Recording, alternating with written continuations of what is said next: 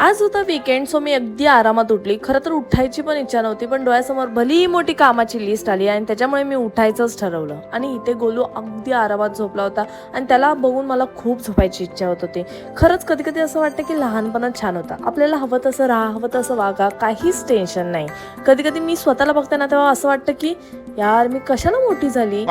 असो, आता काय करणार, मोठी झालीच आहे तर कामं तर करावीच लागणार. त्याच्यामुळे उठल्यानंतर सकाळची सगळी कामं मी आवरून घेतली आणि कामं आवरेपर्यंत गोलू उठला सुद्धा होता आणि त्याची डोळ्यावरची झोप तर उडतच नव्हती. फ्रेश झाल्यानंतर सर्वात आधी मी खाल्ला हा ड्रायफ्रुटचा लाडू, जो खूप हेल्दी आणि टेस्टी लागतो आणि त्याच्याने पोट सुद्धा भरतं. त्याच्यानंतर माझं एक अमेझॉनचं पार्सल आलं होतं. मी ऑर्डर केलं होतं हे फूट मास्क, कारण थंडीमुळे माझ्या पायाची अवस्था खूप बेकार झाली आहे. आणि इथे गोलूला मी ओरडून ओरडून अभ्यासाला बसवलं. दुपारी लंच मध्ये होता भाकरी आणि बटाट्याची भाजी आणि इथं मस्तपैकी बिग बॉस बघत मी माझा लंच एन्जॉय केला. लंच केल्यानंतर खरं तर मला खूप झोप येत होती, पण झोपून कसं चालेल. किचन मध्ये एवढा पसारा होता की तो सगळं आवरायचा होता. त्याच्यामुळे मी गपचूप किचन मध्ये गेले आणि भांडी वगैरे सगळं आवरून घेतलं.